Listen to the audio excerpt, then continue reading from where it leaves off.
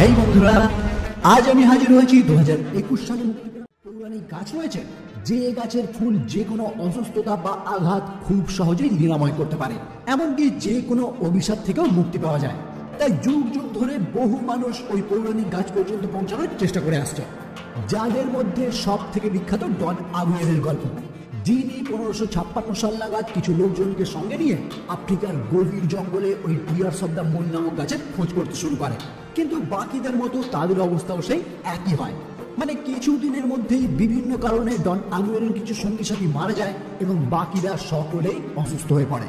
কিন্তু মারা যাওয়ার আগে ওই গভীর জঙ্গলে থাকা পুকা মিচুনো নামক এক উপজাতি তাদেরকে অসুস্থ অবস্থায় তাদের ডেরায় নিয়ে যায়, যেখানে ওই উপজাতির প্রধান তাদের সকলকে ওই টিয়ার্স অফ দ্য মুন নামক গাছের ফুলের মাধ্যমে সুস্থ করে তোলে।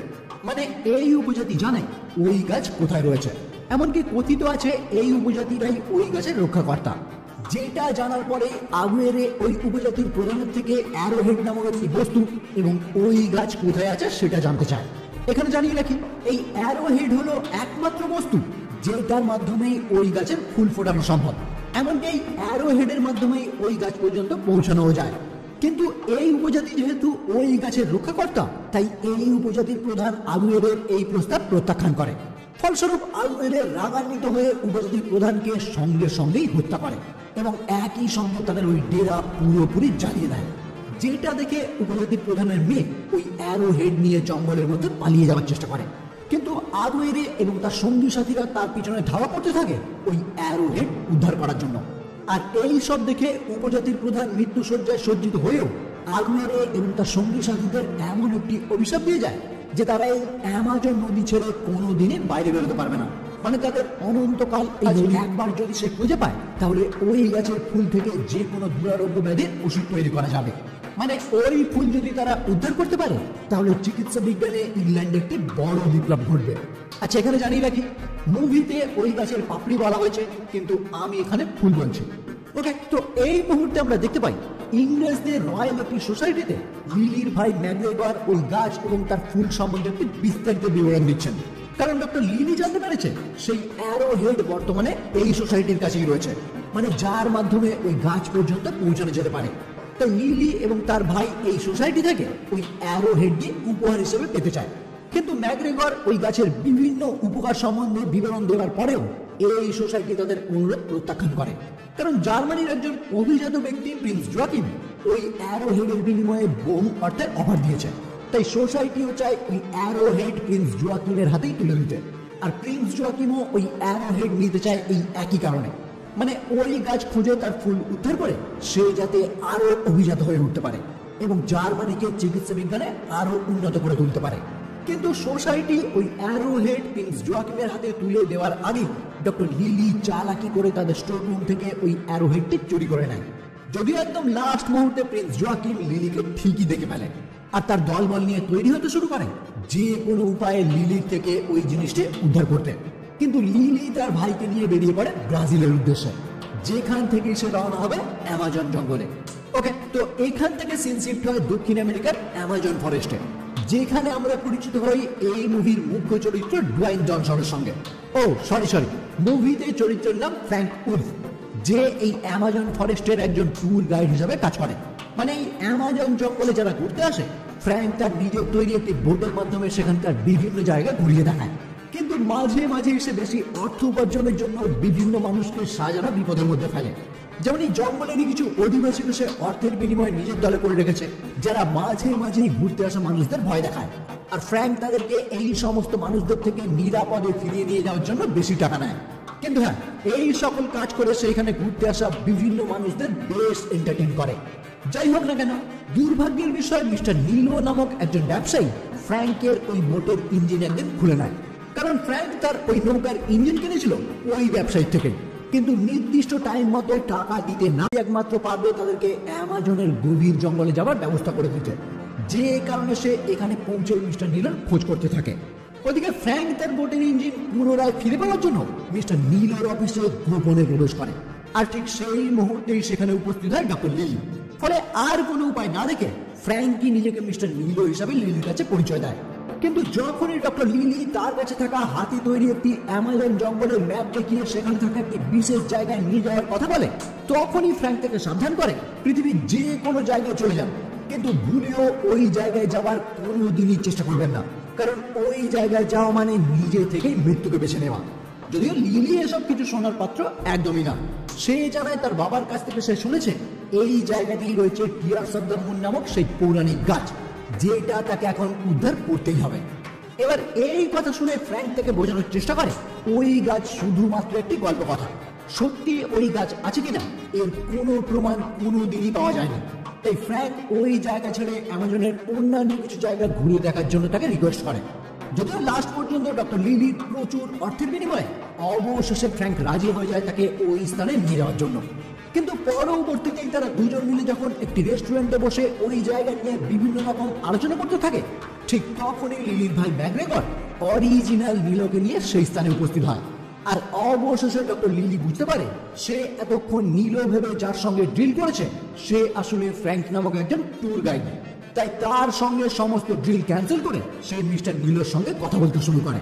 আর ঠিক ওই মুহূর্তে ফ্র্যাঙ্ক লোকের সঙ্গে এই বিষয়ে কথাবার্তা বলতে শুরু করে, ঠিক তখনই ওই স্থানে একটি বন্য জাগুয়ার আক্রমণ করে বসে, যেটা দেখে মিস্টার নীল সেখান থেকে পালিয়ে গেলেও ফ্র্যাঙ্ক ওই জাগুয়ারের বিরুদ্ধে লড়াই করে তাকে এখান থেকে ভাগিয়ে দেয়। যেটা দেখে ডক্টর লিলির মনে হয় ফ্র্যাঙ্কই হলো একমাত্র ব্যক্তি যেই তাদেরকে ওই স্থানে নিয়ে যেতে পারে।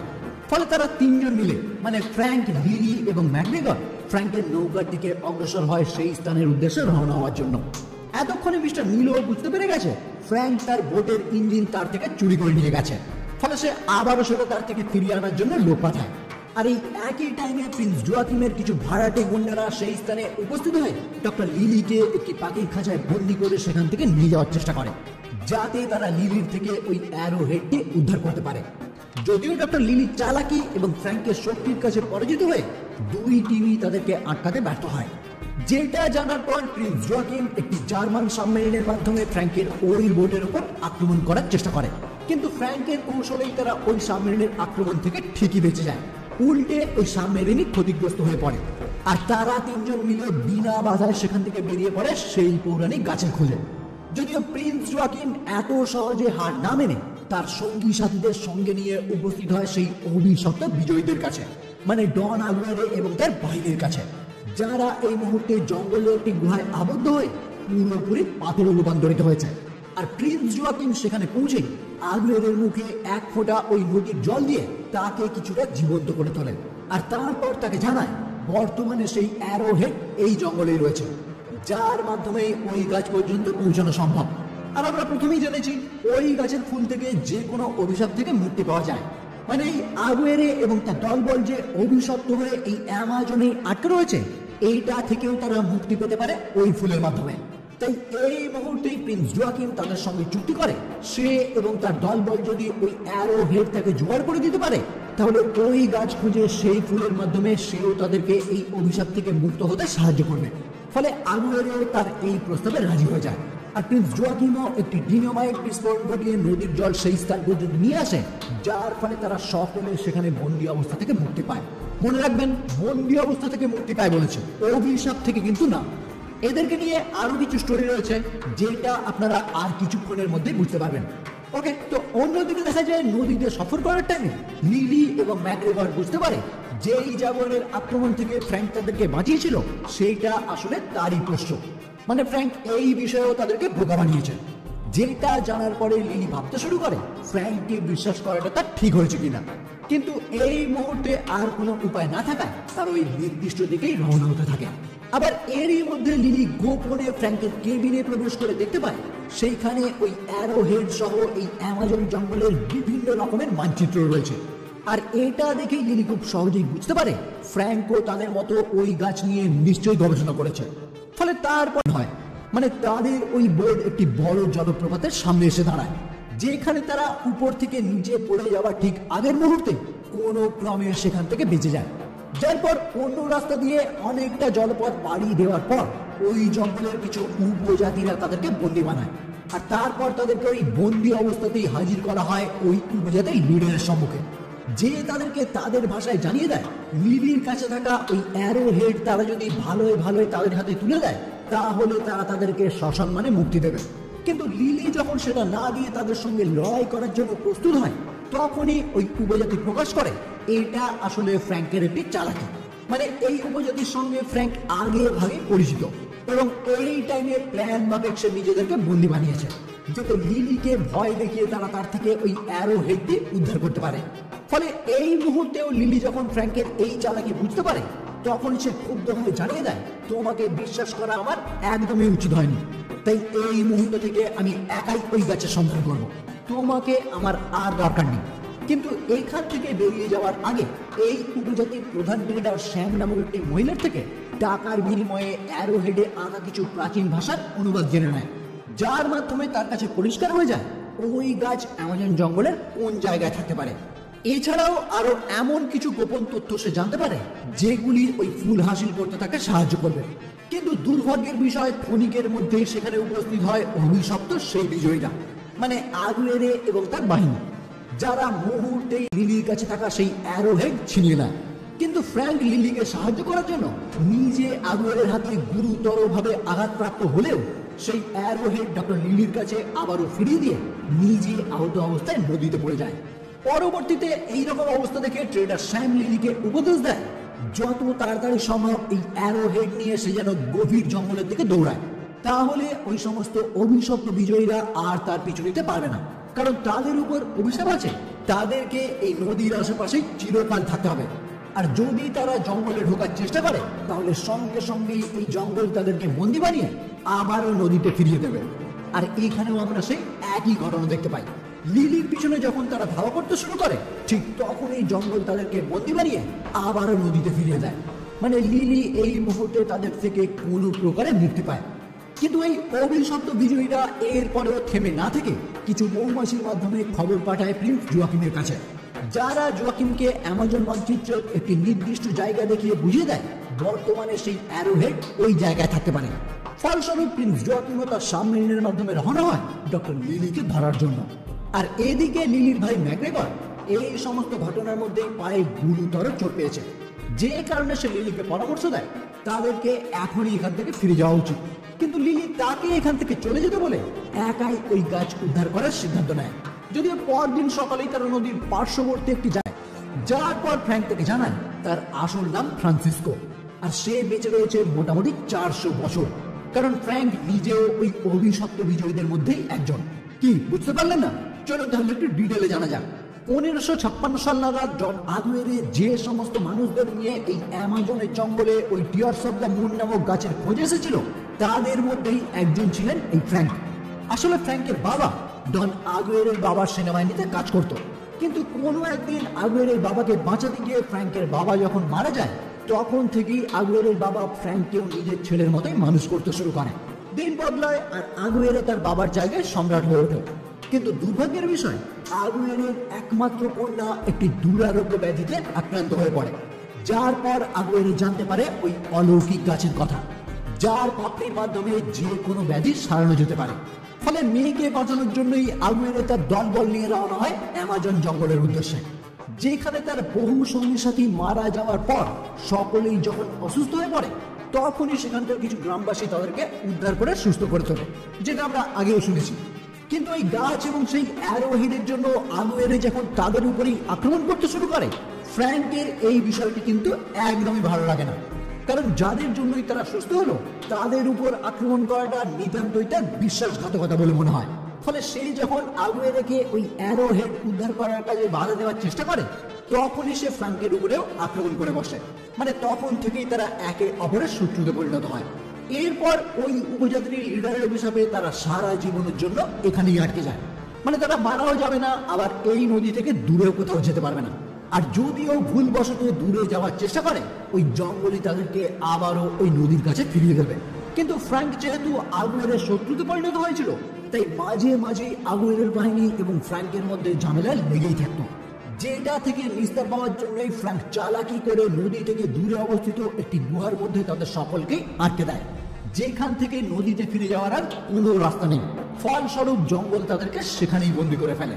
আর তারা ওই জায়গাতেই বছরের পর বছর আটকে থাকায় তাদের রূপ এইরকম ভয়ানক হয়ে ওঠে। যার পর ফ্র্যাঙ্কো তার ওই অভিশাপ থেকে মুক্তি পাওয়ার জন্য সেই গাছ খোঁজার বহু চেষ্টা করেছে, কিন্তু ওই অ্যারোহেড তার কাছে না থাকায় কোনো মতে সে এই কাজে সফল হয়নি। তাই এক প্রকার বাধ্য হয়ে সে এই নদীর আশেপাশেই থাকার সিদ্ধান্ত জোয়াকিম ম্যাকগ্রেগরকে ধরে ফেলে আর তাকে হুমকি দিয়ে জেনে নেয় লিলি এবং ফ্র্যাঙ্ক বর্তমানে কোন স্থানের উদ্দেশ্যে রওনা হয়েছে। ফলে প্রিন্স জোয়াকিমের রওনা হয় তাদের পিছন পিছন। ওইদিকে দেখা যায় লিলি এবং ফ্র্যাঙ্ক লালুনা রোটা জলপ্রপাতের কাছে উপস্থিত হয়ে খোঁজ করতে শুরু করে এই স্থানে ওই গাছ কোথায় রয়েছে, কারণ ওই অ্যারোহেড অনুযায়ী সেই গাছ এই স্থানেই থাকার কথা। ফলে ওই স্থানে যখন তারা ভালোভাবে পর্যবেক্ষণ করে তখনই তারা জলের নিচে অবস্থিত একটি মন্দির খুঁজে পায়, আর সেখানেই একটি বিশেষ কার্য সম্পন্ন করার পর ওই স্থানের জল পুরোপুরি কমে যায় এবং একই সঙ্গে একটি রাস্তা উন্মোচিত হয় ওই গাছ পর্যন্ত পৌঁছানোর জন্য। কিন্তু দুর্ভাগ্যের বিষয় প্রিন্স জোয়াকিমও সেই স্থানে উপস্থিত হয় তাদের দুজনকেই বন্দী বানায়, যার পর তারা সকলে মিলে একত্রে ওই গাছের দিকে অগ্রসর হয়। আর ওই গাছের কাছে পৌঁছে প্রিন্স জোয়াকিম যখন তাদেরকে অর্ডার দেয় ওই গাছে ফুল ফোটানোর জন্য, তখনই ফ্র্যাঙ্ক তাকে জানিয়ে দেয় সে এই কাজ করবে যদি তাকে ওই গাছের একটি পাপড়ি দেওয়া হয়, কারণ সে তার মাধ্যমে তার অভিশাপ থেকে মুক্তি পাবে। ফলে জোয়াকিম যখন তার কথায় রাজি হয়ে যায় তখন লিলিও জানায় তারও একটি পাপড়ির দরকার, না হলে এই কাজে সে কোনো হেল্প করবে না। কিন্তু জোয়াকিম জানিয়ে দেয় তাদের দুজনের মধ্যে যে কোনো একজনকেই একটি পাপড়ি দেওয়া হবে। এবার তারা দুজন মিলে ডিসাইড করুক কে ওই পাপড়ি নেবেন। ফ্র্যাঙ্ক উত্তরে জানিয়ে দেয় ওই পাপড়ি তারই দরকার, তার থেকে ওই পাপড়ি নিতে গেলে তাকে হত্যা করে তবেই নিতে হবে। যদিও লিলি এরপর আর কোনো কথা না বাড়িয়ে ওই অ্যারো হেডের সাহায্যে তাদের কাজ করতে শুরু করে, কারণ এটাই সেই বিশেষ সময় যে টাইমে চাঁদের আলো ওই গাছের উপর পড়বে, কারণ চাঁদের আলো ছাড়াও ওই গাছে ফুল ফোটানো কখনোই সম্ভব না। যাই হোক, চাঁদের আলো এবং ওই অ্যারো হেডের মাধ্যমে অবশেষে সেই গাছ জীবন্ত হয়ে ওঠে, মানে সেই গাছ পুরোপুরি ফুলে ভরে যায়। কিন্তু ঠিক ওই মুহূর্তে লিলি একটি বন্দুকের মাধ্যমে ফ্র্যাঙ্ককে গুলি করে সেখান থেকে জলে ফেলে দেয়। প্রিন্স জোয়াকিম মনে করে ডক্টর লিলি হয়তো ওই পাপড়ি নেওয়ার জন্যই ফ্র্যাঙ্ককে গুলি করেছে, কিন্তু সেটা একদমই ভুল, কারণ আমরা তো জানি অভিশাপের কারণে ফ্র্যাঙ্ক তো অমর। তাই জল থেকে উঠে তার নৌকায় থাকা জোয়াকিমের বাকি সদস্যদের হত্যা করে নিজের নৌকা সে আবার নিজের আন্ডারে নিয়ে নেয়। আর এদিকে লিলি তাদেরকে ধোঁকা দিয়ে ওই গাছের উপরে উঠে সেই ফুলের একটি পাপড়ি উদ্ধার করার চেষ্টা করে, কিন্তু এতক্ষণে চাঁদের আলো সেই জায়গা থেকে আবারও সরে যেতে শুরু করে, যে কারণে গাছটিও ধীরে ধীরে আবারও ফুলহীন হয়ে যেতে শুরু করে। যদিও একদম লাস্ট মুহূর্তে লিলি একটি পাপড়ি ঠিকই উদ্ধার করে, কিন্তু গাছ থেকে পড়ে যাওয়ার কারণে জোয়াকিম আবারও তার সম্মুখে এসে উপস্থিত হয় আর তার জীবনদানের বিনিময়ে ওই পাপড়ি সে তাকে দিয়ে দিতে বলে। ফলে পরিস্থিতি খারাপ দেখে আর কোনো উপায় না থাকায় ওই পাপড়ি সে গাছের উপর থেকে নিচে ফেলে দেয়, যেটা বোর্ডে থাকা ফ্র্যাঙ্ক উদ্ধার করে। যেটা দেখে জোয়াকিম রাগান্বিত হয়ে তাকে হত্যা করতে চাইলে উল্টে লিলি তাকে ফাঁদে ফেলে সেখান থেকে পালিয়ে যায়। ইতিমধ্যে সেই সমস্ত অভিশপ্ত বিজয়ীরাও সেই স্থানে এসে উপস্থিত হয়, আর প্রথমেই তারা প্রিন্স জোয়াকিমের থেকে বদলা নেওয়ার চেষ্টা করে, কারণ এই লোকেশন জানার পর সে তাদেরকে না জানিয়ে একা একাই এখানে চলে এসেছে। কিন্তু যেহেতু তাদের প্রধান লক্ষ্য ওই ফুলের পাপড়ি উদ্ধার করা, তাই তাকে ছেড়ে তারা এই মুহূর্তে লিলিকে ধাওয়া করতে শুরু করে, কারণ তারা জানে ওই পাপড়ি লিলির কাছে রয়েছে। কিন্তু ফ্র্যাঙ্ক যখন দেখতে পায় লিলি বিপদের মধ্যে রয়েছে, তখনই সে তার কাছে থাকা ওই ফুলের পাপড়ি দেখে ওই সমস্ত অভিশপ্ত বিজয়ীদের তার কাছে আসতে বলে, আর তারাও লিলির পিছু ছেড়ে সেই দিকে রওনা হয়।